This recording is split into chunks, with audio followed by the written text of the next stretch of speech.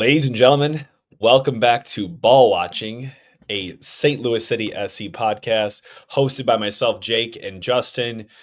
Justin, it's been a long week, man. I'm not going to sugarcoat it. It hasn't even been a week, right? It's been a couple of days since this latest fixture, which saw us fall to rivals and Darbecue participants, Sporting Kansas. And we're going to talk about it today. It's going to be a little bit of a raw wound, but we're going to talk about it, Justin. But we're also going to try to layer in some positivity as well, and obviously get to the next match here with Columbus. And we have a special surprise guest that we're going to show you all as well here, so stay tuned for that. But Justin, how you feeling, man? How's the week been to you? The week's been good, Jake. I mean, the weather's back. Yeah, we'll touch about the downside of the Kansas City game. Obviously, you and I were there, but we're going to have some positive spin to this. I mean, if you remember, obviously you remember, if the fans remember as well, we've had this lull before. We've had it in the first season when we had that rut kind of in the middle of the season after scoring or winning our first 5 games. We obviously had it plenty of times last year. We're still going to keep it fun. We're gonna bring the true facts about it, though. That's where we'll share some screens. We'll talk about some data, some stats, and things like that. But I want to have some fun with this and have a little optimism. So, Jake, maybe to keep it off with a little bit of fun, what have you been up to? What have you been watching? Oh, man. So I don't talk about it much on the show here because people probably don't care. But I obviously am a big fan of Arsenal. And oh my, did we just slap up the perennial champs Real Madrid yesterday. For anyone that's tuning in, Champions League is in the quarterfinals stage right now. So the winners of these, there's some really good matchups going on right now. But Arsenal is against Real Madrid. And usually that's a death draw, really, any other year. But maybe not this year because we thumped them 3-0 yesterday. Didn't belong in the same pitch. It was incredible. Check out, even if you don't like Arsenal, check out Declan Rice's 2 free kick goals. The fact they were both scored by him and the way they were both scored, it was magical. I have never seen a free kick performance like that in the same game. It was unbelievable. Did you see those goals? Oh, I did. I mean, the first one of them, someone put it on Twitter, and it's like the if you look at the angle from behind, is like this puts like it's kind of up there with like Roberto Carlos's bend. Yeah. Yes, Carlos did it with the outside of his foot, but Declan Rice. Good God. The other one, that still shot of it, literally, it's like if the keeper just pushed it into the upper corner. It was unreal. So I'm watching that, and I'm enjoying it. Let's just say that. Yeah. Well, props to you. This weekend, I was watching a ton of basketball. Obviously, shout out to UConn and shout out to Florida. I won a couple brackets with Florida. And then, Jake, I've been watching a ton and listening to a ton of podcasts about the Masters. This is one of my favorite weeks of the year. The Masters are teeing off tomorrow morning. I think it's 6:40 Central Time. If you aren't into the Masters, I mean, if you don't want to watch it all weekend, you definitely don't have to. But it's something just to throw on in the background. If you're working from home or if you're not doing anything this weekend, get outside. It's going to be beautiful. I accidentally booked a tee time for 18 holes on Sunday and then realized that it was Masters Sunday. So I canceled that. And I will be watching the Masters on Sunday. Well, win in row, man. I love that you're playing with the pros there. I might get some golf in as well this weekend, a little bit before Easter, which is, by the way, like once in a blue moon. So we'll see if I actually end up doing it. We'll check back in next week. But to bring us into a quick segment before we get to the post-game breakdown for Sporting Kansas, it's injury city over here at this club. So we literally have like a segment for usually like quick hits news. It's dominated by the piling injury list for this team, man. But before I even get to the injury, we also the news right before game for Sporting Kansas where Emilio Heiskalainen, our first-round draft pick this year, was short-term loan from City 2 to the first team. I think just really as cover for all the injuries we were dealing with. Didn't play, which sucks, right? Because those loans are finite. You only get a couple of those every year. But he was on the bench for the match. Otherwise, we saw Nilsson go down. And this is just a tale as old as time. You've heard it once, you've heard it twice, you've heard it 3. I really do feel for the guy. He left the field 26 minutes into the game with an apparent knee injury, did not practice on Tuesday. It sounds like they're not really worried about it, but they don't really know a lot yet either. So I'm not counting on him. Again, I think with these situations with him specifically, it's best just to assume the worst because we've been burnt many times before. So that one in particular hurts, man, as he just came back. I'm going to say, I'm going to give it a positive spin, Jake. Not to assume the worst, but let's take it cautiously, especially with this guy. We know that we've felt this way before where like maybe he's ready and then he tweaks it and he goes back. And I don't want to deal with that. So if he tweaks something again, let's take it cautiously with this guy. There's no point to rush him back. I mean, obviously we have a surplus of center backs that we've continued to play throughout the games, regardless if he's healthy or not. So we'll take him a little bit slower, and we're going to take a couple of these other guys a little bit slower as well. Durkin, MCL. Fatmob says he's not going to be back until early June. Horn, quad.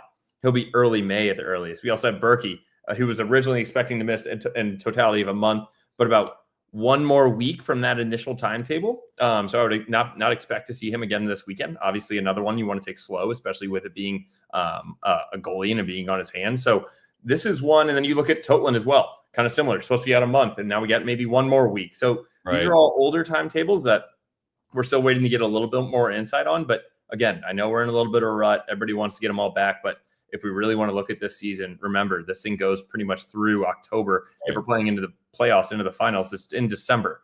We're still only in the second week of April.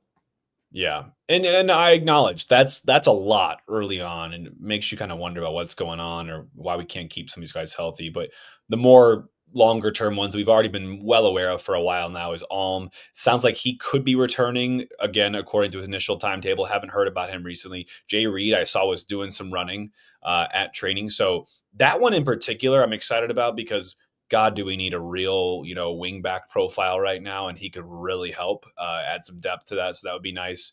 And then we saw Toy Shirt and JGR both hit the bench for us. Toy Shirt, very short term hammy injury. And then JGR, obviously very long term, obviously some carryover from late last season through the off season and up to now. He did hit the bench. I'm also, again, he's a little bit of an unknown quantity right now because we haven't given him, I think, the minutes that we wanted to. But he's a young profile, a U22 for us. He can flex central defensive midfield center back. I think for me, if he can get going, he would be an immediate, especially in Leuven's absence and Durkin's absence, immediately into the central midfield, in my opinion. So there's also some optimism to mix in there as well. But hands are kind of tied with some of these injuries. So the 11, Justin, that we do roll out with in Kansas, I don't really have many qualms about, besides maybe a little bit overly cautious when looking at it, especially in hindsight. But rolling out with Lund, Hebert on the left wing back, Nilsson, Kessler, Yarrow are three center backs from left to right, Watts at right wing back, Morales, Hartel, Wallum in the midfield, and then Celio and Klaus up top. Celio kind of sitting right underneath him. So I honestly, I had no problems with that, other than limitations of this lineup. And part of that is just because you can't dress any other guys, or we've seen Olaf not choose to escalate some of the City 2 players that maybe could fill in at wing back, which is my biggest quarrel with that. That only lasted 26 minutes until Nilsson goes out. So then it really became Ostrak coming in and hitting central midfield, while then Kyle Hebert switched back to left center back. So a lot of flux there, Justin. When you saw that 11 get rolled out, obviously an hour before the match, were there any surprises to you or things you wish would have been done from the get-go? Not true surprises, Jake. I think it was pretty close to spot on from what our prediction was. I will say, I have a couple thoughts on the Watts aspect of it. I still think that that's a position that has not been owned by him, and something that we've kind of toyed with on maybe do you put an Ostrak there? And obviously JGR is now healthy, so where does that fit into the mix with the Durkin and the Leuven? So with missing so many guys, I wasn't truly upset about it. I really did love seeing Celio and Klaus up top. That was one that we talked about in the last podcast. It's let's give the fans what they want in a Celio start. And I do think that when we get into this, he seemed a little bit quiet when he was on the ball. He was electric, per usual. However, I think he needs to find the game a little bit more. But from an initial standpoint, or initially when I'm standing back looking at this, I was pretty okay with the starting 11. I felt pretty confident. And I do want to bring this in here, Jake, because I do love when Jeremy comments. He has said it's 2 weeks left in the transfer window, but also have some loan decisions to make. How do y'all see the GAM money being spent? Jake, obviously, I believe we are 5th in the MLS in total GAM money that we have. And so looking at that, we have $5.3 million. I'm going to go ahead and say, Jeremy, we'll probably cover this one on the next episode because to be completely honest, a lot of these things come up right against the window. These people are holding their cards very close to their chest. And I would like to see what are some options out there, but not something that at least I'm prepared to cover today. What are your thoughts, Jake? I'll cover it quickly. I think it might be a quick conversation because I think they're going to hold pat. I don't think they're going to splash here in this window. And I know it's probably what a lot of people don't want to hear, but given all the injuries, they'll feel like new signings when they come back here very soon.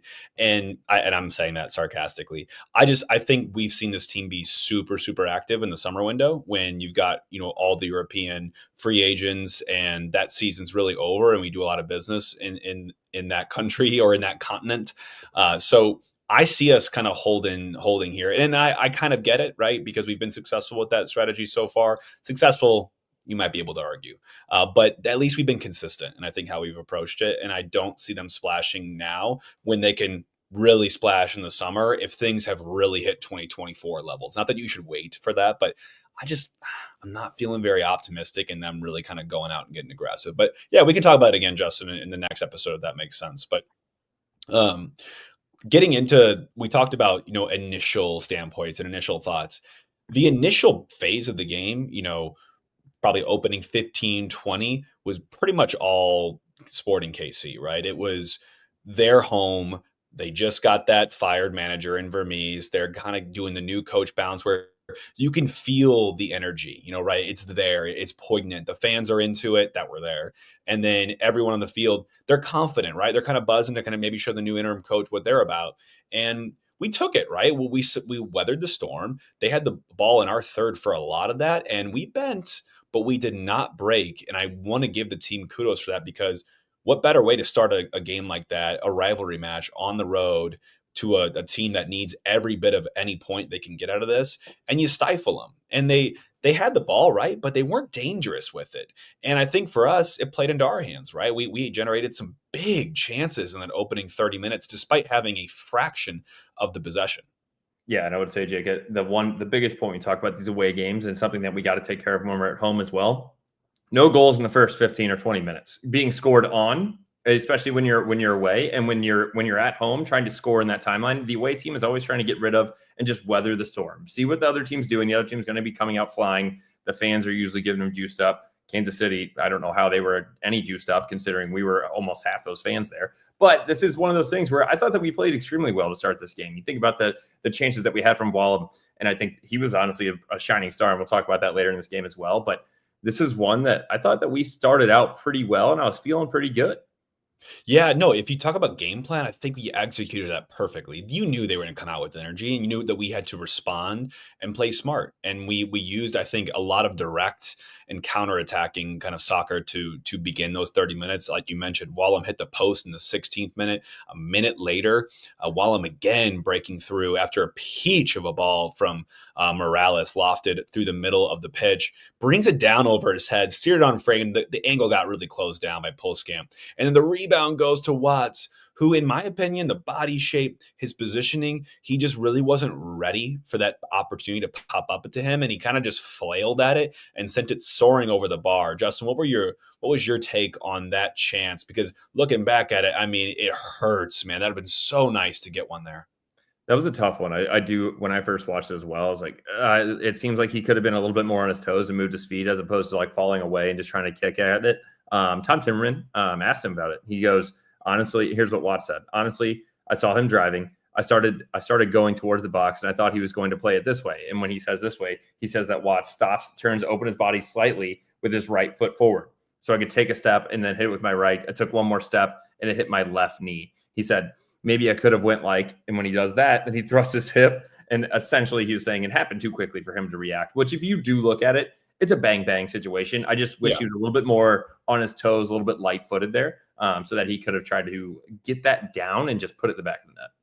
For sure. I wouldn't call that like an easy opportunity, but again, those three cumulatively, one of them has to ruffle the back of the net, man. One of them has to, when you're in enemy territory and they've got a lot of the ball, you got to put the knife in there. But for me, 30 minutes is a turning point, right? Because it's right around the time where Ostrak comes in, Nilsson goes out for injury. We kind of bolster the midfield. And I think at that point, we start to gain a little bit more of the possession game, a little bit more time on the ball.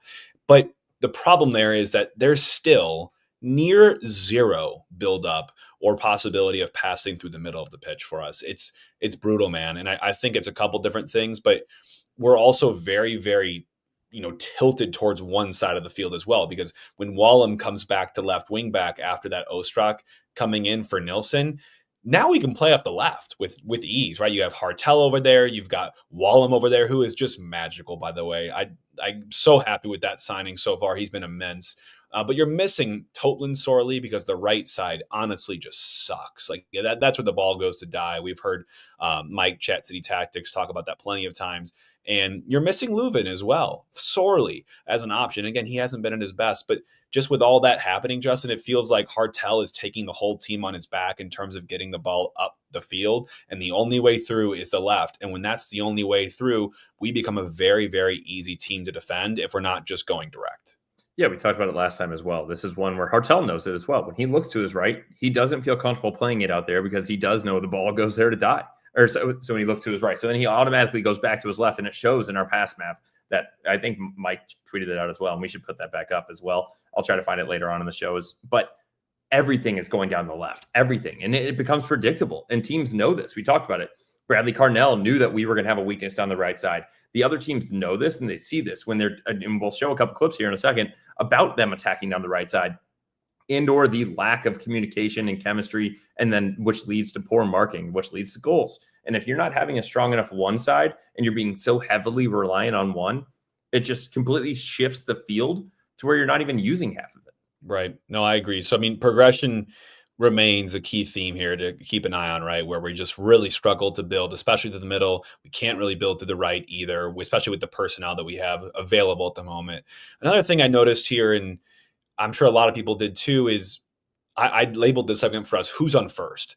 Because to me, it feels like there's apparent confusion with especially some of our defenders and even some of our attackers when they're pressing the ball on when to go and when not to go. And then also when to pass someone on, like your attacker that you're defending on, and when not to. And I think looking back at this, it's a perfect case in point on the first goal that we concede in terms of how Kyle Hebert kind of gets sucked out into no man's land and leaves Kessler on an island kind of with two men and one of them being freed up, which eventually causes that first goal, Justin. But did you notice that as well? To me, it's confusion. I don't know if they're trying something new in practice or training where they're kind of maybe doing a little more zonal, or if they're trying to do more man. I'm not sure what it is, but you can tell it's confusing guys out there, and it results in serious gaps. So I'm going to share screens real quick, Jake. So anybody that's listening, go check this out on YouTube. But this is their first goal. And so I will say, I'm going to caveat this with Jake that the lack of communication is also due to a lack of chemistry, which is probably due to a lack of these guys playing a lot together. I think originally this season, it was more on the side of, hey, these guys, we're healthy, but we're not having a consistent starting 11. Now we're not healthy, and we're just trying to throw guys together, and it's tough. And I do think that this falls on the midfield gap, but as you mentioned, Jake, so watch this pass that goes forward. Watch coming out of the left here is Mr. Kyle Hebert. You don't need to be coming up here. This is completely covered right there on the left back, which I believe that is that even Simon Bescher? That's sitting all the way back there. And so now Kyle's caught all the way up here, and look all the way back here. As a back three, you need to be in the same line. However, we've got Kessler almost 15, 20 yards behind Kyle Hebert. Kyle's out of no man's land. Yet Morales, that's unstepping here. Good there, fine. We get him to turn it around. They're looking to go this way. He's calling for it here, which does call Watts to look at this a little bit, which is fine. However, then the one thing that I just missed here frustrated me is that you watch right here. Ostrak has number 21. He lets him drift behind him, and he does not communicate to anybody except for saying, he just points right here and just says, hey, somebody take him. It's like, no, either you or Morales need to drop, or Kyle Hebert needs to be more central, because right now you have Mr. Kessler in a line of two, and that's exactly where Kansas City finds the ball. Hebert steps late here. You got to make a tackle there, either win man, win ball, or win both. However, he gets here, and then watch Jake. We talked about this with AJ. Watch the positioning of Kessler's feet. Caught flat-footed immediately right here. Absolutely done. You cannot let your hips turn like this. I don't care who's coming at you. You take ball or you take man. You cannot just turn flat-footed here. And then they put it away. And I think if you kind of fast forward this a little bit, you'll see it. Here's the point by Ostrak, the push in, and then Kessler, once he gets on his back heels, there's no chance that he's catching up to this. I think the best angle is the one right here. Good positioning. He's opening his hips. He's going to be dropping, but then right there. You cannot be doing that unless you're going to flip back to your left side, and Kyle then needs to cover. But right there, plants himself, and it's already done. Yeah, I mean, for our NFL fans, it's blown coverage, man. It's communication. It's Obviously, a lack of communication or miscommunication results in blown coverage. Gaps open up, guys get teased or pulled out of position, and space is open for dangerous players, and dangerous players are going to make you pay. And what you haven't even hit on yet, Justin, is they breach. Obviously, who's your last line of defense? Ultimately, it's the goalkeeper. It's Ben Lunt here for us. And I think Ben, as a former goalkeeper myself, I can make some calls on here. I like the aggression in terms of how far off his line is. Again, cutting down that angle, making it harder on Joveljic to get a good shot on, and closing down that space of where you can go widthwise. But Ben is hugging the near post way, way, way too hard. As a goalie, you're always taught, as you come up, that the near post is inexcusable. That is your home. Nothing can go past you in the near post. And so, strikers there usually either go high hard in the near post or low into the far post across the body.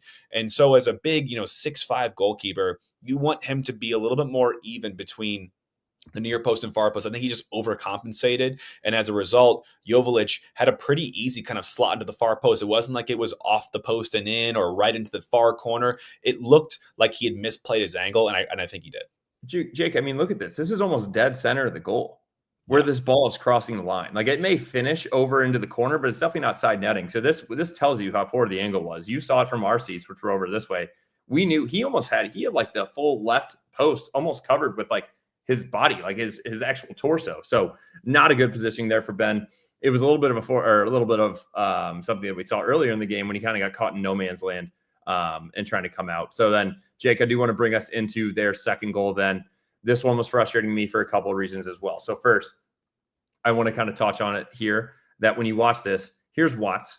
And here, again, there's something going on with the midfield here. I don't know how we're getting so disjointed here, but you've got Ostrak tracking here, Hebert going there, Kessler and in between Yara. We're all in a pretty decent position here. You even have Hartel here. However, Watts sees this guy throwing his arm up in the air, but Watts, one, isn't even looking at him. He's just trying to get back to his spot, which is not where you need to be on a counterattack.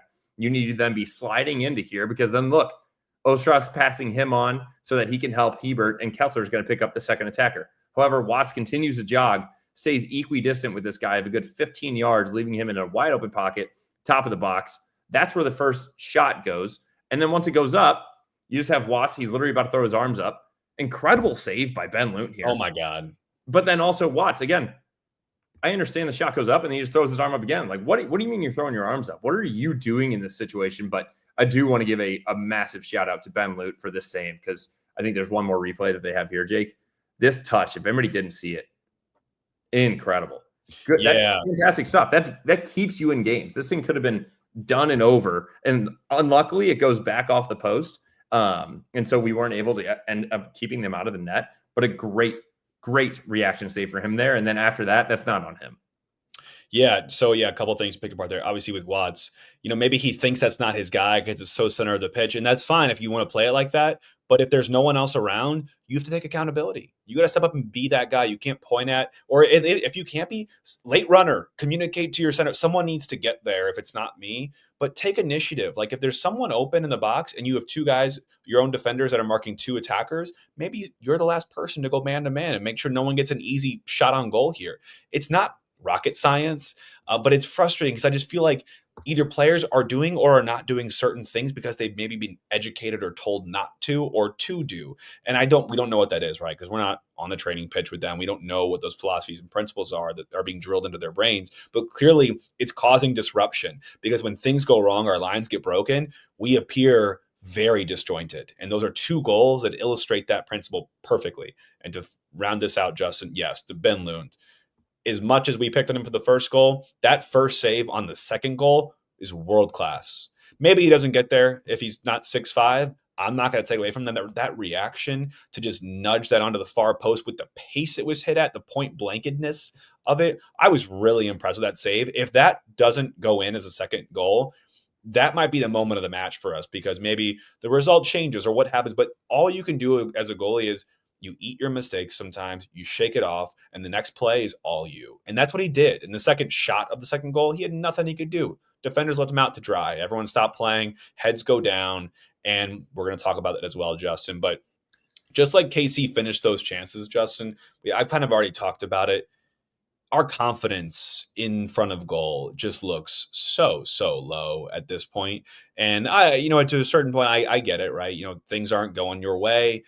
Heads might drop, guys might think a little bit more before they take the shot on net or where they want to put it, and things go wrong. But 4 shots on target, 4 big chances for us, 4 quantified big chances when you think about big chances. So 1 off the post, 2 on frame for decent saves from Pulskamp, and 1 off frame.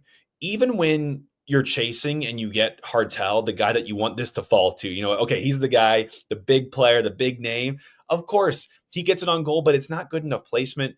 And I'm just looking at these guys, and I think you've got to see one go in to really break this curse for us. But you can't do anything. Like people want to point at Olaf, say Olaf out or Lutz out, and at some point the Bucks got to stop at some of these guys that are missing chances as well. And no one can point at Klaus because he didn't have any of those shots on target. Yeah, I will. Well, I mean, Jake, maybe that is a point though, that maybe he should have had a shot on target. But I will say, I do think that and if you go back and watch the game, the amount of space that he was able to create, I know we've been talking about this. I would like to even put together a couple clips for people, if they don't believe us, please feel free to DM us. But this is one where he's allowing Hartel and these guys to get in and create chances because Kansas City is so driven and making sure that they know where Klaus is going. And the one thing I will also say, Jake, is we talk about this is a rivalry game. I don't care what your confidence level is. I don't care what you're doing. The one thing you can do is play hard. And I just didn't really see that out of a lot of our guys. Kansas City won 2/3 of the ground duels. And you have a great point in here. Virtually all second chance balls as well. So if you think about balls like on a goal kick, it goes up in the air. Yeah, it's maybe a fight. But then the next one where it's really getting the nitty gritty into the ground, it's just not something that we had there. And I love the comment that you have from Lutz in here. He says, going into the derby, you need to work harder and take on to the fight. We created chances. After Casey scored, the heads went down, and we need to do better. I would say the one thing that I will say about this, Jake, is, and then Lutz also touched on the fact that, yeah, we're down a lot of guys, and I get it. He says it sounds like the lamest of injuries, but we have 6 of our top players out right now. I do understand the frustration of the fans. They did travel 4 or 5 hours to watch that happen. Apologies from my side. We have to be better than that. It's not good enough. The one thing that I'll put a positive spin on this, yes, it's a lot of excuses. Maybe it's not a positive spin, but a fact to put to it is that Tom Timmerman in his article mentioned we have the most players as out on an availability report when it comes to the entire MLS. And guess what? Those guys, they're not just our consistent role players. They're not guys that are getting knocks in practice. These are consistent starters. So this is a little bit of a downturn there, and I'll give that a little bit of, all right, yeah, I get it. But also, like you said, we complained about the wind when we went up to Philly. Yeah. Now we're complaining about just not having the guys. It's got to stop somewhere. Yeah, I'll give the team injuries, and that blows. You can't predict that. You sometimes can't control that. And that's where I stop it, because regardless of injuries, you're playing the worst team in the league, or one of the worst teams in the league. And then over the last 14 games, definitely the worst team in MLS. What is it going to take to get up for a match where you can put 90 plus minutes of a dogfight into your opponent and make them earn it? And at times we do, and at other times we don't. And the fact that we go down a goal against our rivals away from home, and that's enough to kind of sink the ship, it really worries me sometimes about the mentality. And I know the confidence is low. Results haven't been flowing for us, and this and that, but fight for your city, fight for your teammates. That shouldn't be something that we have to talk about here, right? Like, these guys are getting paid a fair amount of money and loved by a lot of freaking fans to go out and play. And I don't want to have to talk about this again. And the excuses, I'm just not really going to hear. Like, especially for injury guys, new guys should be clamoring and doing everything they can to cement a spot in the 11 or right off the bench, what have you. I'm just not really going to hear about that anymore, because this should not be something we're talking about. Progression's one thing. Mismatching or missed markings, that's another thing. But lack of effort, and it takes a post-game incident with Jake Davis, who's a rat, by the way. He has entered the rat category for me. Choosing to celebrate in front of our home fans, obviously away fans in that match. Where's that during the game? Like, Teuscher booked it over to him to go confront, and that's good. You want to see that for sure. But I want to see that same level of fight in every duel, in every second ball, in every moment of the match. And I'm just not seeing it enough. And especially in this game, like, what else is it going to take for you to get up against your rival?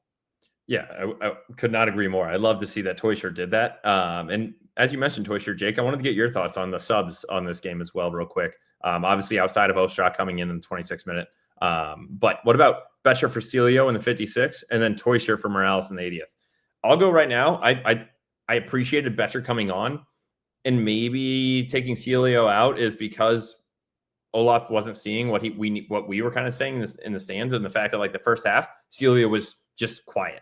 However, Yeah. I do feel like when he got on the ball, obviously as he always does, I feel like he gives us the best chance to score and creates the most electricity around him. So I don't know if I really appreciated the Betcher for it.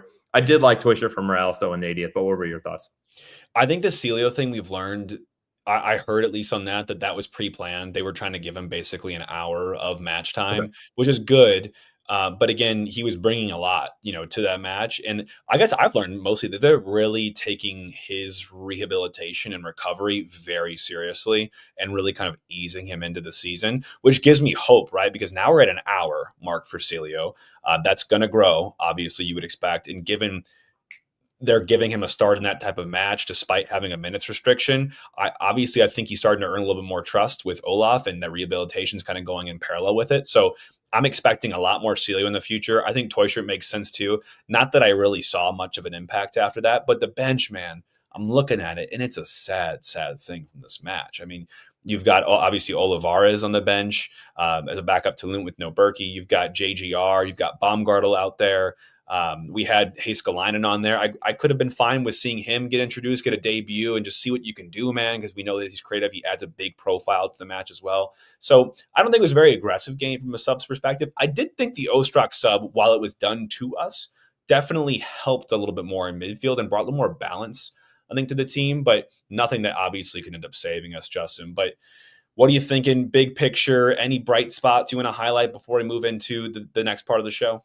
So one, I'm going to say for my individual bright spot of that game was still Celio. I just love seeing him for a full 60. I was not aware that it was actually just going to be like they planned to be on 60. I'm happy about that, to be honest, because I do think I didn't want him to get in there, play 60 and then get pulled because it felt like he wasn't producing enough, because that's the last thing that guy needs right now when he's trying to make a full recovery. But Jake, I do have some general city stats before I kick it back to you for your bright side, and then we move into Columbus. So you're kind of smiling at these. The city stats. We're tied for the most clean sheets in the MLS for 4. So if anybody remembers, that was our first 4 games. So here comes the bad news. We also now have 4 goals through 7 games played, which is second worst in the MLS, only ahead of the Revolution, who have 3 goals, so 1 less than us, but they've also played 1 less game than us. And then on Tom Timmerman's article, I absolutely love this, so I appreciate it. And shout out to Tom. 2 other stats I have here. 6th worst XG in MLS with a 7.2, meaning that we have 3.2 goals less than what we've expected, which is second worst in the MLS already. And then also, lastly, we've been shut out 5 times now, which is the most in the MLS. So some downturning, but we're turning the page. This is all in the fact of the turning the page. So Jake, as we're turning the page, who is your bright side of the game before I introduce our guests and get us into Columbus? I'm going to spoil myself and give 2 here. I already mentioned Wallum. Wherever he is, again, we mentioned Mike a lot. Again, follow at Chat City Tactics on Twitter, on Instagram, on Substack. He does some great stuff, especially MLS Mondays. A lot of other fun stuff. Keep an eye out for tomorrow. I think he's doing like a bracket challenge with our players. But that all said, yeah, it's already out. Okay, I gotta get on the action there. But anyway, Wallum is by far and away, obviously, our best left wing back. He's also, I think, one of our best midfielders. And God forbid we played a system with wingers, he might be one of the best wingers as well. But you can't have all those positions to be the same guy. We need 3 more Wallums, in my opinion. But he is a special player, and we are, I think, spoiled to have him on the roster. I'd be a lot less optimistic without him. And Hartel, got to finish that chance, of course, but everything goes through him at this point, both from a progression perspective and from a chance creation perspective. I think between him and Wallum, we have something there, on the left side that works. It's repeatable, but when it's only thing that's repeatable and that works, obviously teams can kind of cut that out. So we can't have to lean on that consistently game to game. But I do think he's finding the right spots. He's creating some great chances. He's a really good playmaker, and we're going to need him to continue that and hopefully just get guys on the end of those and put balls in the back of the net. So those are my bright sides, I'd say, for the match. Otherwise, Justin, anything else we want to cover off before we pivot and hoist in the sails for Columbus? No, I think that's a great pivot. It's a little bit of a bright spot. Obviously, we did not play Columbus last year. We did play them in 2023. We had a 2-1 L in Leagues Cup. If you remember, Jake, I went back and looked it up just for Yeah. my own shits and gigs. But it was the goal that they had. Lucas Ryan, if that name rings a bell. Yeah. What is he over in like the Saudi league now? I'm being serious. He scored a free kick from like 25 yards out, and it was the one where Celio was on the post. Lund put him on the post, and then Celio decided to run up and stand next to the wall, and then they scored the goal. We ended up losing 2-1. But Jake, we did not play them in 2024, which is why we called in the big guns. We are bringing in our 10-year-old soccer superstar and MLS superfan from Washington, Missouri, Ewan. Ewan is not only a massive fan, but he's also an incredible soccer player. Ewan, welcome to the show. How are you? Good. How are you? Good. Happy to have you on. And so everyone, just a little background on Ewan as well. Not only being an incredible soccer player, but come to find out that his favorite teams are the Columbus Crew and St. Louis City. So what a perfect time to bring Ewan on. And so we had to bring in the experts. Ewan, my first question for you. Since we didn't play Columbus last year in the 2024 season, how was their season? How did they end up? Oh, they did good. I think they won the Supporter Shield. In 2024 they won the Leagues Cup. Yeah. Yes, they did. Yeah, That's not they bad. were an extremely strong team in 2024. More cups than this team, Ewan. As a joint, sort of City and Columbus fan, I know you got eyes on both teams, and we're bringing you in for a little bit of both insights here, Ewan. But how are you feeling about Columbus's start so far to 2025? Are you feeling optimistic? Yeah. They won and tied all of the games so far, and they beat the Golden Boot winner Christian Benteke 2-1. But other than that, they have been really good.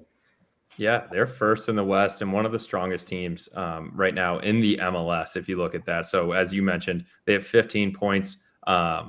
They're the only team without a loss in the MLS, including Miami, which is huge. And so for you, Ewan, I mean, what a change in teams between Columbus and St. Louis. I know you probably have a couple of your favorite players that you like to watch on St. Louis City, but if we were to ask you, who are some of the guys that you say that we should be watching in Sunday night's game that play for Columbus? Diego Rossi and Russel-Rowe. Oh, would you like those guys? Are they good goal scorers? They're really good. Yeah. Really good. Yeah. Do you have any jerseys of theirs? No, I got a jersey of Cucho, but yeah. Oh, Ewan, my heart goes out to you, man. Obviously, everyone tuning in that doesn't know Columbus as well as Ewan does. Yeah, Cucho was there the last, I think, 2 seasons, right, Ewan? And an absolute beast of a player, goals galore, and they sold him, I believe, to Real Betis. And haven't Ewan replaced him until today, or at least partially, right, with a signed Daniel Gazdag, and we'll talk more about that later, Ewan. But any other players that are favorites of yours that are returning last season besides Russel-Rowe and Diego Rossi that, if we're City defenders, we should be on the lookout for heading into Sunday? I'm hoping that Rudy Camacho comes back. He's an excellent defender. He's just really good. Yeah, that's going to be tough, especially considering we have been troubling to score goals, being shut out 5 whole times this season already. Are there any other stats or anything that you want to comment on, Ewan, about the Columbus team this year? No. And that's so I think the last thing I do want to close this out with, Ewan, you're going to be at Energizer Park on Sunday night soccer against the Columbus Crew at 6:30 p.m. What is your prediction for that game? I think it's going to be 3-2. City might win. City. Oh, right. Ewan, I love this. Ewan, I will be so happy if we score 2 goals, or if we score 3, obviously. If we're the ones that score 3, I will be over the moon, and this would be an awesome time. And for you to get down to City Park on a Sunday night, a school night, nonetheless. Are you pretty excited? Yeah. Going to my second game. And your first one was against Austin just a week ago, right? Yeah. Yeah. Wow, you're getting spoiled. That's so fun, Ewan. Well, hey, I hope that prediction comes true. Can you name me? I'll press you one more time, Ewan. Give me one of those goal scorers for City in that 3-2 match. Tell me one of them's Klaus, please. Hartle, Klaus, or Celio. Okay. I like that. Jake, I'm gonna make that a parlay. Okay. Yeah, we love that, Ewan. I will absolutely be rooting for all three of those guys, and I think that's a great prediction. Thank you. Well, Ewan, thank you very much for coming on. We really appreciate it. I love the City jersey that you have on, even though you're coming on here to be an expert about Columbus. We really appreciate you and your love for City and the MLS as a whole.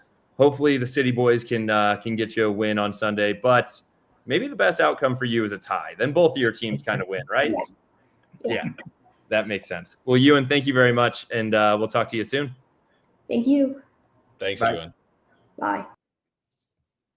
Oh, wow. Is a ball knower. At the age of 10, a guy that's already dug in extremely strong into the MLS, and someone that, if you think about this, Jake, like at the age of 10, I love soccer, but like having a second team in the MLS that you're already a fan of, and obviously a great one to be a part of when you think about also Patrick Schulte and that being from St. Louis. Much less doing guest spots on podcasts. I mean, my word, what can this man not do? Shout to you, and so much fun talking to him. And yeah, he really can't lose on Sunday, right? I mean, with both those teams playing, God, I really am going to manifest that result. Hearing him say it just made me believe it that much more. So we're going to take that positivity, Justin, into the Columbus preview here. Obviously, Ewan wasn't kidding around. I mean, Columbus was a wagon last year, and they have been actually the last couple of years, amassing 66 points, finishing at number 2 in the East. I mean, these guys, again, a wagon. They won the League's Cup. They made the CONCACAF Champions Cup final after toppling some Liga MX giants in Monterrey and Tigres. What couldn't they do? They even lost one of their best players, Aiden Morris, mid-season as he went to England. The bummer for them is going out in MLS Cup in round 1, right, with a big upset to the eventual MLS Cup finalists, Red Bulls of New York. But again, 2024 was kind to this team. They did just lose Cucho. We'll talk about that as well. But 2025, looking pretty up as well so far. Dude, absolutely insane to being one of the teams that has not had an L so far in this season, and just strong. You know, I mean, when you look at that, Jake, I will say, we've talked about it. I do think Wilfred Nancy, one of the greatest, I would say, underdog, talk about that later, coaches in the MLS. Like, I really do think that, yeah, he's been up there for the Coach of the Year award, but it's one of those guys that like continue to do so well. You lose Cucho, and yet you start out this hot in the season. This is not something that any of those fans could have predicted. No, it's not. And I'm actually kind of predicting on the Nazi topic. I don't know if he'll be sticking around much longer here. I know European clubs have come beckoning. I could see him making the jump at some point. We'll see if he gives it a full go this season. I think if things go well like they are right now, why not give it another full season and see what you can accomplish? Because he's been the best coach over the last couple of seasons. So let's talk about that specifically. I mean, the guy's at it again. They lost their star player. He was one to make very much out of very little in Montreal when he was there in 2022, getting them to second in the East and winning even a playoff game. And so for a guy like him to lose key pieces and players around him, which we'll talk about, I mean, he's the guy to do it. And now they have those losses, but they're still amassing points easily. And they have a boatload of cash too. So who's to say that they can't go ahead and splash very, very soon here, which we'll talk about. But he is, fun fact here, Justin, no MLS manager has accrued more points than Wilfred Nancy in the last 3 seasons. I mean, he's just been king consistent. And he, you know, again, this season will be a challenge, right? Could he make it 4 with that personnel? Who knows? But things are looking, again, very bright for them. Yeah, it's an absolute kind of juggernaut of a team when you talk about this, and it's one of those that I'm still kind of just shocked, and honestly, at how quickly they've been able to turn this around with losing the centerpiece and questionably what people would argue to be the MVP of the MLS last year. So obviously, as you had mentioned, we have Diego Rossi coming back as a striker. He's top 15 in G+ for shooting as well, and then also we have I should have let you go with this one, Jake, but I got excited when I found this stat. Yevhen Chekberko. Yeah, he's number 5 in G+ overall, top 15 in passing and interrupting G+. And then, Jake, the stat that I found that I was absolutely astounded by was he leads the MLS in touches by 90 touches, and the next best player in the MLS. So that's one that just absolutely blew my mind. Yeah, and for everyone listening, when Justin says G+ too, this is goals added. It's a newer metric, one that some of the soccer savants know, and I'm not putting us in that category, but our friend Mike is. And we will do a little bit of an explainer, a guide for dummies at some point there. But essentially, think of goals added or goals plus as your ability to progress the ball meaningfully and contribute to making your team more dangerous and getting a chance or a shot off the back of that. So Sheberko being number 5 in goals added overall as a center back, you know that his passing, his vision, his ability to interrupt other teams and stop them from chipping in goals and shots, he's a beast. And they've got plenty of good players in this team. Obviously, missing now Cucho, who's been gone for the whole season so far. They also transferred out Christian Ramirez, who was a big striker for them, to LA Galaxy. We've already come up against him. And they've got some other good pieces around him. One of a U.S. men's national team, cap Max Arston, is a great left wing back for them. I said left wing back because they do deploy a back 3 with wing backs as well. And they obviously have between the sticks the very own hometown hero, Patrick Schulte, former member or former guest of Ball Watching. If you haven't heard the interview, go check that out. So again, this team lacks that star, I think, like they had in Cucho, and they have plenty of great players. Don't get me wrong. I could take most at 11 and drop them into ours today, but it's the product or the sum of its parts that really speaks for this team. They can just gel together very well and control games. This is going to be a possession-based team, Justin.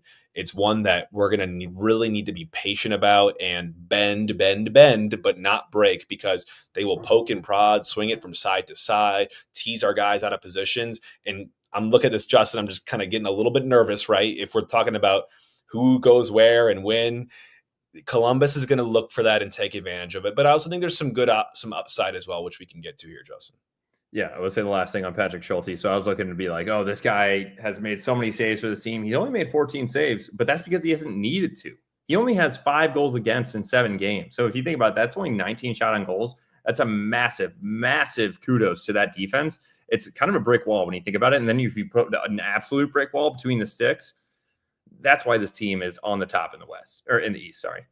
And they're outperforming, right? They're number 6 in expected goal differential. So think about that. That's, expected goals minus expected goals against. When you're outperforming that signals you're a strong creation, strong attack, and you're minimizing or limiting opportunities on the defensive end. And they're just not conceding a lot right now. People know Columbus as that possession, really attacking kind of oriented and an organized team, but defensively, they're really cutting their teeth as well. So this is really that, to me, like that picture of what you can aspire to at the top of your game and level in MLS. And Columbus is doing it, in my opinion, without, the best player, probably top 2, top 3 player in MLS the last 3 seasons. So all kudos to them. I think this is a goal that everyone can aspire to, but maybe you can't get to without a coach like they have in Wilfred Nancy. But Justin, before we get into the final bits here with starting 11, shout out to our partners, Hoffman Brothers, for sponsoring the podcast for 2025 as our presenting sponsor. Spring, it's here. It's getting a little bit nicer outside. We're about to really finally skirt the cold weather here. But something I want to pay attention to, Justin, we might have mentioned last time is, for those folks that have it, it's also sort of still generator season, right? If you got one that you've been calling on probably at least a couple times so far this year with power outages and these crazy storms we've been getting, maybe let's call in some maintenance. Or if you're looking to splash and get one so you're not having to waste every single thing in your fridge for losing power for 24 hours, or you don't want to have to go grab your baby and move them to the basement and you want to have some lights without light and candles, maybe you want to get a generator. They also do installs as well. Whole home surge protectors when you do lose that power. I mean, there's plenty of things they can do for you, especially in this time of the year where we're kind of in the middle of pivoting out of winter and into spring and then finally into summer. So make sure if you have any home needs at all under the roof, you give our friends at Hoffman Brothers a call at 314-664-3011 or visit online at hoffmanbros.com. And Jake, don't forget, they're the presenting sponsor, not only this podcast, but Sunday night's game for the Columbus Crew. So if anybody's going, they have an awesome giveaway. They'll be giving out flags for Sunday night's game. If it wasn't already a perfect Sunday, Master Sunday, high of 78, under the lights at City Park on a Sunday night, you're going to want to be there with the Hoffman Brothers for being the presenting sponsor, giving away flags. They're having over 50 of their employees are going to be at the game. We're going to be at the pitch. Get to the pitch. Enjoy it with us. All right, Justin. Well, as a presenting sponsor for both the podcast and for the match, they also are the presenting sponsor for the Hoffman brothers predicted starting 11.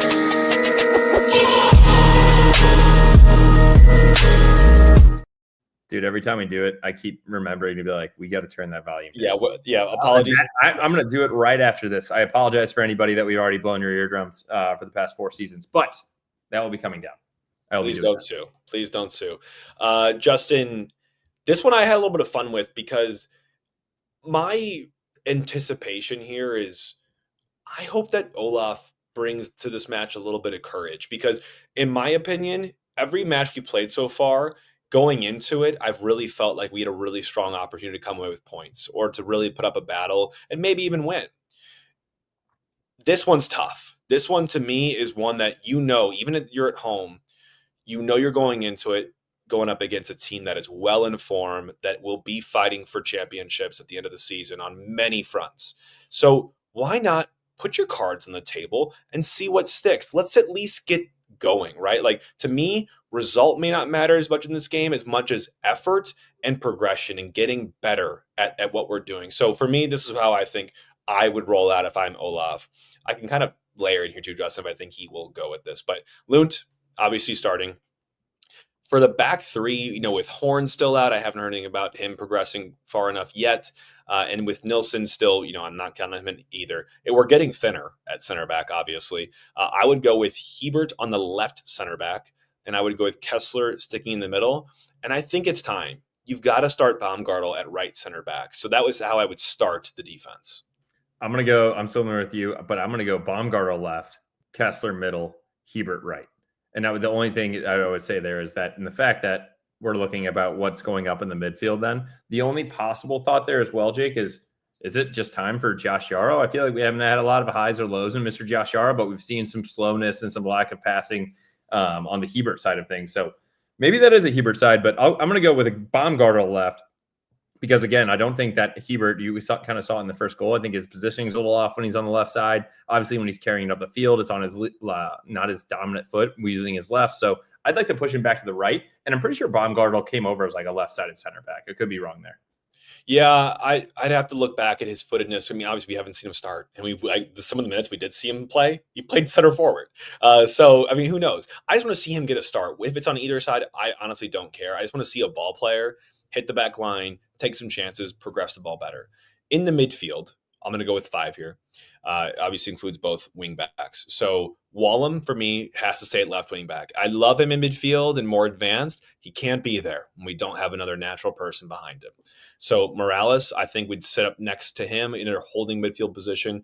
Hartel at the tip of the spear in the midfield, supporting and feeding your forwards. I would start Ostrak in this match. I think from a ball retention perspective, still leaves me wanting a little bit, but from a progression and passing and vision perspective, that guy can move the ball and he can move the ball pretty quickly. So I like his profile there. And again, especially when we have a dearth of, really limited options right now, I don't know what else you can do.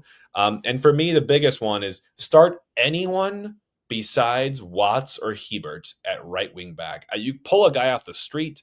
I put Zielinski in here. He's on the roster. He's on the bench. Put him in the game if he's going to make that game day 11 or game day 18. And then if it's not him, pull up someone from City 2 and have them do a job there. They play similarly. You've talked about wanting to play youth in your system. Give Joyner a shout. Give someone else a shout. Do something different. The Watts experiment is done. I'm putting a stamp on it. Time of death. Last match. It should not happen again.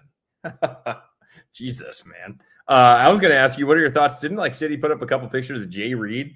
We've seen some foreshadowing. Is this man possibly going to be able to do it? We saw him running around. I don't think he's nearly ready. I think we would know if he was game ready, and they're going to ease him in, I'm sure, as well. And even that, I'm sure he could flex on either side. So I'll be happy when he returns for sure. That'll help. Absolutely. I agree with you. I just wanted to squash that because I feel like they're always just throwing a picture. And I love seeing the guy smiling and obviously getting healthy, but it's one where it's like, oh, I haven't thought about him in a sec. Is he going to just be thrown right in there?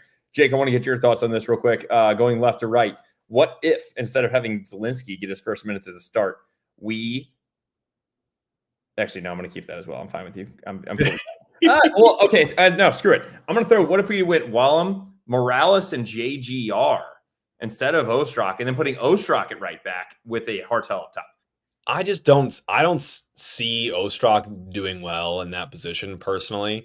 And yeah, I also don't think there's going to throw JGR into the mixer. I just don't think it's going to happen. I think Ostrak would be better fit on a winger side because obviously I do not think his communication or his chemistry right in front of the back four did very well with Morales. And I don't want to take that chance again to leave Kessler, Hebert, and Baumgartel out to dry. So I just don't like him being the guy in front because I don't think that he's got the vision. I think he has the vision when he has the ball at his feet, or if he has his back to goal when he's playing the 10 and he's trying to lay balls off and he has Klaus, Cecilio, Betcher, Alm, anybody running around him, Toy Shirt, Hartel. But I don't think I like him as a holding midfielder. So I would like to at least give him a chance to get a little bit out wide and back up forward. Jake, last thing here, and I know we're spending way too much time on starting 11. We have Celio and Klaus up top. I'd love to see that again. What about a formation change? Like, we have yet to score a goal in the last, 4 goals or four games? I think they're going to – this 3-5-2 thing? Yeah, I think they're going to be patient on the formation just because, again, you haven't been able to see the personification of what the vision really is with this 3-5-2 or 3-2, whatever you want to call it, yet because of all the injuries and disruption to the 11. And maybe you really won't ever have that luxury, but you'll get better. Like, Toten will come back, Berkey will come back, Leuven will come back. I think they're going to keep going with this structure until we can get a real look, a consistent look at what it could be. And then maybe you start to think about changes and how you want to tweak things. But I don't think they're straying away from it anytime soon. I think the team is set up in this way. We're just dealing with some bad injuries in key areas right now to key core players. But you mentioned Celio and Klaus. People are like, hey, what about Toy Shirt? Throw him back in. What did he do last game to really move the needle? He only had 10, 15 minutes with added time. I'm good on that. I think he could come in for sure into the match. But Celio and Klaus, I feel like had some semblance of working there. You've got, your speedy 1v1 tricky player that really feasts on space. And you've got one that can create a lot of that and hold the ball up, especially if we're being pinned back in our own defensive third constantly by Columbus. Who do you want up top in this match? Even if not for generating chances, you want a guy that can hold the ball, take a little bit of pressure off the game, make sure we can get guys off of our goal line and breathe a little bit. And I think this has got to be Klaus. I think anything less is gross mismanagement. Like, this game calls for him, even if not from an attacking perspective, from a defensive perspective. I completely agree with that. The only other, I'll throw this one up, just more of like a fan favorite idea. Give me a little Simon Betcher versus Patrick Schulte, former SLU teammate up top. So if it's not a start, I swear, if Olaf doesn't put Simon in there and let him rip a shot off of Patrick Schulte, I'm going to be pissed. I think he'll be in the game for sure. And what a dream that would be of those two guys. I mean, can you imagine? That's a jersey swap. That's the definition of a jersey. Yeah. Oh, yeah. Guaranteed swap. I mean, the guys shared a locker room. I mean, so cool. The stuff of what dreams are made of, honestly, for those two. So you've heard it all here. I think there'll be plenty to think about for Olaf and team as they approach how they want to set up in this game. But I think more than anything for me, getting into my goal for the game here, Justin, is we're going to take it in this game. You thought we took it in those 30 minutes, opening 30 against Sporting. We're going to need to be really patient and really pragmatic about this match. They're going to suffocate as much as they possibly can our defense. So I think you got to be patient. But when you get your moment, I want us to swing at them. I want us to wait for the opening, throw the numbers up, throw the full counter up. I want late runners in the box, and I want to poach a goal cheaply off this Columbus team. But you can't give them anything. If you give Columbus a goal, they'll take a mile. So we've got to make it difficult, and I think that's going to result in we're probably going to suffer a little bit. And suffering is good. The boys need to know to suffer and to suffer together. It'll come out better on the other side. Yeah, Jake, I know I've been probably getting ahead of myself and saying score first when we're on the road or score first to get our fans into it. I'm going to drop it back just to score. Just score a goal for me, please. It's Sunday night. I'm going to need it. Ewan's going to need it. It's going to be a late Sunday. We got to go to school the next day. You got to go to work. I need a goal out of these guys, and I really do think we get it. That's why, Jake, here's my somewhat optimistic prediction of a 1-1 draw. Everybody's going to, because I can just read it now, everybody's going to be like, well, at least we didn't lose. And then and at least we scored. So it's going to feel like baby steps. So what's your prediction? No, so my prediction is a 2-1 L, and I hate saying that, but I want to be realistic. And I also want to say a 2-1 L or a 1-1 draw. To me, it all depends on how the cookie crumbles, right? The result is one thing, and we all want points. We all want wins, especially at home. And we know how important those are. But again, I would take a loss but knowing that we are learning and improving and being a more overall dangerous team while maintaining some defensive solidity. Like, I'd rather take away some solid lessons in this game and know and call back on things that we can do and replicate in other games, and try those against a team that's really freaking good, man. They're going to give us a really hard time. This is how you learn. You stack yourself up against some of the best teams in this league and you see what you can do. So to me, it's more about the performance than the result, especially in this game, knowing how poorly we've been trending. Yeah, and I will say I'm looking it up right now, Jake, because I'm going to. It's tough. Like, are we going to be the underdog in this game? Because Jake, when we are the underdog, that's when I get pretty excited about putting an entry in on underdog. And that now that we kind of have Klaus back in that lineup, that's where I'm going to be going, and I can already see it. Yeah, I love Patrick Schulte, but I think I might be taking the higher on his goals allowed. What are your thoughts on that for a possible play? Yeah, I mean, we'll see the projections when they hit, right? But I would imagine they put Schulte at a half goal, higher or lower. And if we have any faith in this team, both of us predicted it, Justin, but we've predicted wrong before. We'd probably go higher on that. No offense to Pat. Hopefully, if you listen to the pod, this is not personal. This is just business. You would do the same thing if you were a St. Louis fan. And then for Klaus, I like that. I think you got to get a shot on target. Didn't have it last match, but he's going to play a really critical role in this match. And again, if he doesn't start, like, I don't know what to say anymore, but I like those two. Those I bet find their way as picks into our entry here, and we'll see what else we can get to. But obviously, we'll keep you all apprised of what the official entry ends up being for us through Underdog. And Jake, so we are actual slight bit favorites at plus 145 and the crew at plus 165. I haven't seen some odds like that back in City Park in a bit. Kind of shows you where we're trending. And then honestly, the team total over goals for us is plus 110 at 1.5. So the Schulte line is going to be at 1.5. And you know what my favorite thing is when we're at home is that we're going to score 2 goals. And yeah, we've been in a rut. We're going to kick that right out of here on Sunday Night Soccer. Can you imagine the scenes of us upsetting, the tied for first best team in MLS at this point in the season? Take it with what you will, at home under the lights of Sunday Night Soccer. I can't imagine a better catalyst for change and momentum shift for this team than that. And I think that's what you should aspire to do. In the locker room, these guys should be like, no one's expecting us to do anything here. The odds might be what they are. This is the best team walking into our house. We need to give them a dogfight. And if we come out on top, that's great. If we don't, we at least gave them hell for playing here at Energizer Park. And I think that's the goal. But man, can you imagine what this fan base would do or what it would do for our trajectory just so early in the season to have a result like that? It would be magnificent. It's going to be awesome, Jake. I could not be more excited for it. So I want to thank everyone for joining. I want to thank you and again for joining. If anybody's out at City Park on Sunday night, come see us. Come see us at the pitch before. I will not be there after. I promised my employer that I would not do that on a Sunday night. But we will be at the game. Give us a shout out. Give Ewan a shout out. We want to thank him again for coming on. That was absolutely awesome. And I cannot wait for Sunday night under the lights. If City wins, Justin, we might need to shoot employer an email and say, hey, yeah, but the City just won a game. And then they scored a goal. So maybe they'll make an exception for you, raise curfew to 10.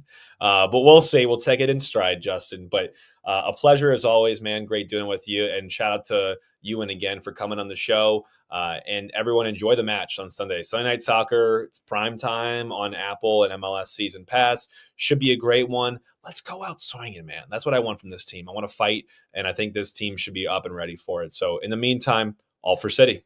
All for City.